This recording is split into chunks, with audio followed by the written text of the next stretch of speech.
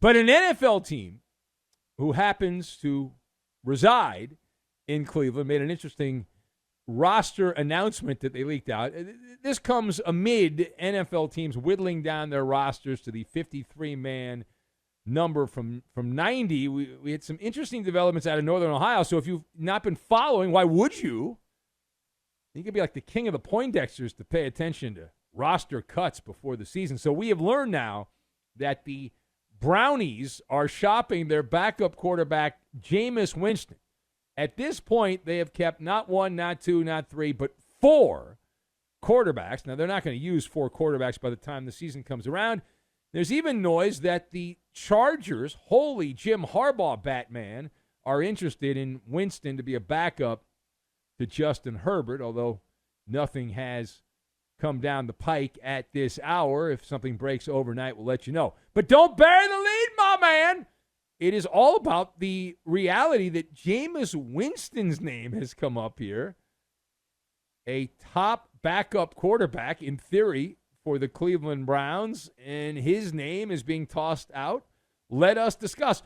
The question's rather obvious here. Why are the Browns pondering a trade of backup quarterback Jameis Winston? So I've got Station Wagon, the Temptations, and Paper Plates.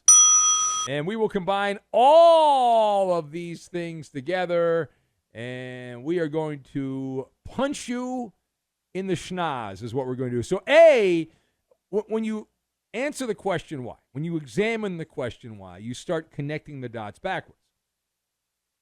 And I might be making too much of this, but when you examine what's going on in Cleveland, I'm going to take you into my psychotherapy bubble, if you will, here. As I was wandering into the radio studio here, I had an epiphany. And I want to pitch my epiphany to you. I believe there was a hidden agenda that is being played out with the Cleveland Browns. Let me explain what popped into my head. Deshaun Watson is driving the station wagon of insecurity. And is it true that Deshaun Watson and his camp are behind the Jameis Winston trade chatter? Now, if you paid any attention here, we played some sound bites the other day on the show in a previous episode of Jameis Winston win one for the Gipper rah-rah speeches before Browns exhibition games, which were hilarious. Comedy gold from famous Jameis. And the way I look at this, Winston already is more popular than Deshaun Watson with the esteemed panel of Browns fans, and he's got this charismatic personality, and people love him. What's not to like? He's got a lot of joy, it would appear, in his life, Jameis Winston. So Watson, my theory is that he's raised a hullabaloo behind the scenes here.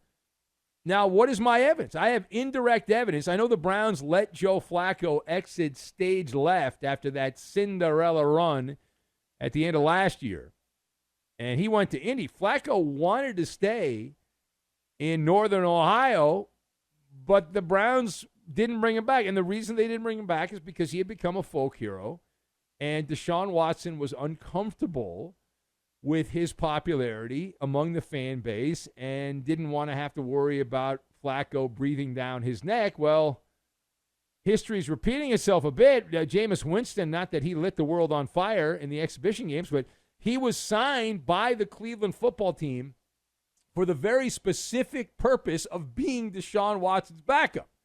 And you're telling me a couple months later, they're at least considering cutting bait and trading him when the other quarterbacks on the Browns roster blow, right? That does not pass the smell test.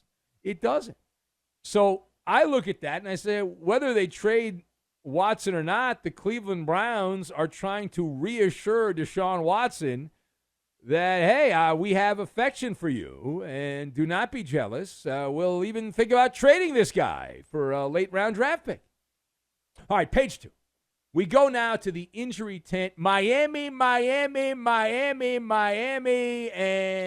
if you thought that OBJ would be playing when the season begins, you are a loser. Odell Beckham Jr. is going to start the season on the PUP list. The PUP list! Puppity pup. He has been placed on that list with a mystery injury the Dolphins have not said. Don't want to violate those HIPAA laws. Maybe it's his hip. I don't know. But we do know that Beckham had a pre-disclosed injury that was not announced to the public, but the team knew about it. And the word is he's out. First 4 games of the season, while they'll be without Beckham, the former Cleveland Brown. He was at loggerheads with Baker Mayfield back. And then he went to the Rams, won a Super Bowl. Then he stole money from the Ravens, and now he's like, hey, I can steal some more money from the Dolphins. So what's the word for Odell Beckham not being available for the Dolphins? How are things looking at the career arc of Odell Beckham? So I'm going to give you my word, the classic 1970s band, The Temptations, which is 2 words, The Temptations. A tune called Shaky Ground. That would sum up Odell Beckham at this point, because that is what Beckham stands on. Miami, they're trying to sugarcoat this, and they're saying, nothing to see here, saying they knew about the injury, move on. But as Lee Corso would say, not so fast, my friend. Odell Beckham has been a shadow of what he was at one point. Now, the Rams squeezed out the last great moments of Odell Beckham. And that injury against the Bengals in one of the great Super Bowls of all time was the end of OBJ as we know it, and he has been just a shell of what he had been as he now embarks on his age 32 season. OBJ was brought to Miami as extra frosting on the cake. And you don't need the extra frosting. Like, you can eat the cake. The cake's got frosting. You don't need the extra frosting. But if you have the extra frosting, it's more enjoyable. Man, does it taste good. And so Miami now, they got him on the cheap, and he's had a cornucopia, OBJ, of injuries to his ankle here, the knee over there, the hip, shoulders. There's no durability, zero dependability with Odell Beckham, and the beat continues. Now, fortunately, they have like 7 great receivers there, so no one's going to have a breakdown. All right, last word. We head now to the frozen tundra. Where it's not frozen right now, but it will be by the end of the NFL season. The Green Bay Packers have said bye-bye to AJ Dillon. Now, they didn't fire him. They didn't trade AJ Dillon. No. Quadzilla is out for the year. That's his nickname. He's out for the year. He has been put on the injured reserve list. So is this a big deal, a little deal, or no deal? So I have this as no deal on my report card.